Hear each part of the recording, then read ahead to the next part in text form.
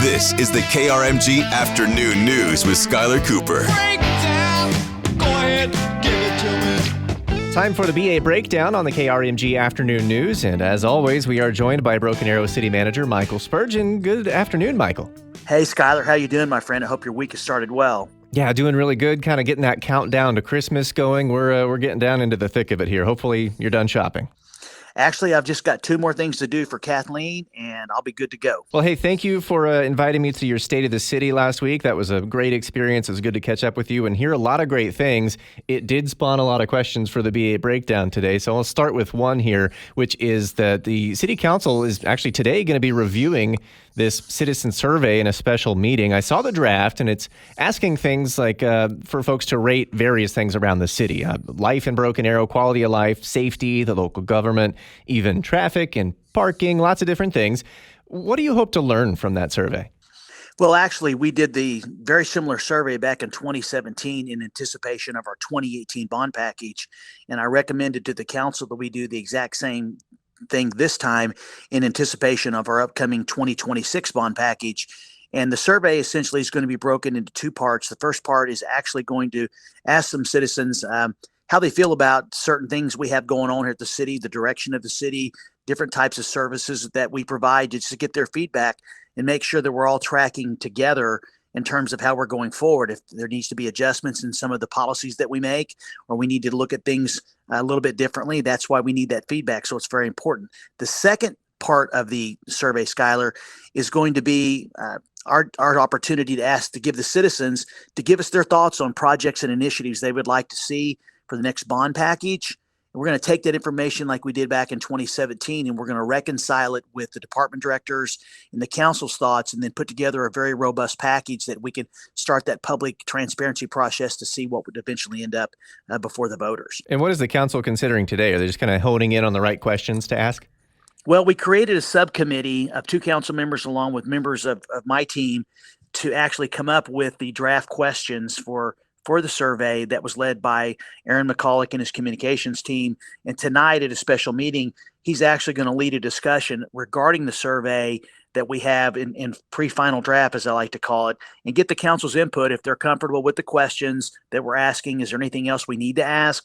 Are there other potential bond project questions that we need to consider? And hopefully the council will give direction. And then early next year, Aaron and his team will begin to publicize the survey and where it's available for citizens to be able to complete it. And the goal is to tabulate all the results and get them to my office in March, late March, early April, and then we'll take them to the council.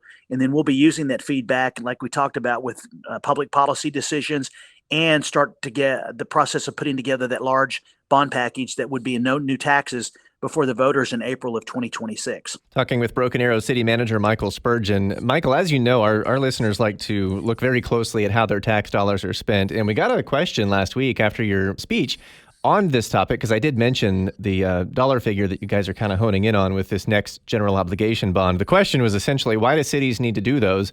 Why can't they pay for what they want to do in the standard budget? That's a great question, and that's a question that I'll probably be answering many, many times along with the council members. There simply isn't enough sales tax revenue or other revenues generated to be able to pay for the type of improvements any community, especially a fast-growing community like Broken Arrow, to be able to keep up with the demands of the capital improvement program. I mean, for example, just widening a mile of road from 2 lanes to 5 lanes could be anywhere from $5 to $6 million.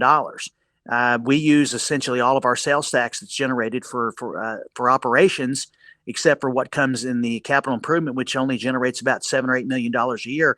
So when you look at what it costs for roads, streets, sidewalks, buying fire trucks, ambulances, all those, it would simply be impossible for the city to be able to provide a great quality of life if we didn't have our opportunity to go before the voters and ask them if they would approve the issuance of bonds. So by the time you fix one road, you get into another one, you need the money for the previous one again. You'd kind of be in a vicious cycle, it sounds like. Yeah, it would. And then the residents would be upset because, we're not meeting what they would believe are expectations in terms of widening roads to handle the capacity of traffic, or replacing sidewalks in public areas, fixing stormwater problems that come up every now and then. upgrades to Parks and Recreation, we simply would not be able to do what we've been doing if we were strictly relied upon sales tax. We'd have to reduce services to be able to do that because right now, almost all of our sales tax that we generate goes for operations, for ongoing expenses to run the city. All right, we'll talk more about that a little bit later. Now Sure. I want to ask you about something else that has generated a lot of buzz in the last few days, and that was the renderings that came out. I saw them posted on the City of BA Facebook page for the amphitheater out there. We've talked a lot about that. It seems that I think most people probably saw it, and it gives folks a better idea of exactly what that amphitheater could look like. Can you tell us where things stand on that project? I know there's a ton of excitement around it, but I do hear from some skeptics who are still just not too sure what to think yet. That's a great question. I appreciate the opportunity to answer it. I mean, we're doing our due diligence right now. Engineering estimates and time schedules are being prepared with regard to beginning construction. That's number one. We should have all that information probably early next month. It was exciting to see what Notes Live has tentatively planned in terms of the placement of the amphitheater. We are going to have a public information meeting in early January, on January 9th. We've invited about 300 homeowners in the area to come out and to hear a presentation from Notes Live with regard to traffic management, noise, placement of the actual theater, the way it's going to be setting, and just answer all the questions that could be going on out there with regard to this project. After that meeting, we'll finalize the estimates and begin to look at issuing contracts, or going out to public bid, I should say. And I would anticipate that the work under construction for all of the public infrastructure improvements that needed will probably start happening sometime in late spring or early summer of this year, because the goal is to try to have the facility open for concerts in late summer, early fall of 2025. So we need to get started. I got to meet face-to-face Mr. Bob Mudd with Notes Live at your speech last week, and he said, hey, what's the buzz on the street about this? And I told him, honestly, that there's a lot of excitement, but skepticism because of some other project that didn't happen. And he goes, oh, yeah, the amusement park. I know all about that. But he said, with that in mind, he said, we're going to get this thing done. He's very confident that it is happening. It absolutely is. I understand the concern some have about making sure about the traffic impact and noise and so forth. I mean, but there are some folks out there that continue to be incredulous about whether or not this is going to happen.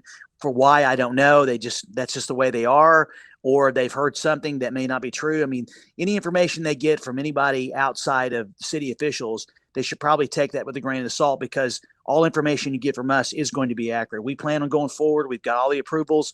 The TIF district that we have been working on, council is going to consider that next month. Once that's in place, that's another step, another check the box that we need to do, because that's going to generate the sales tax to repay the debt service we're going to issue. So this project is happening, and I would just everybody to stay focused on what the city has to say about what we're doing, not anybody else, because we have the most accurate information about what's happening with this partnership with Notes Live. Well, Michael, thank you so much for joining us every Tuesday this year. This will be our last chance to talk. I'm off next week, and I think we're just going to put off the conversation since it'll be the day after Christmas. So I want to thank you for joining us every Tuesday and being so open with our listeners about everything happening in BA. We absolutely love having you. Absolutely. I'm blessed to have this partnership, and I want to wish everybody at the station a Merry Christmas and Happy New Year, and let's get ready for a great and busy 2024.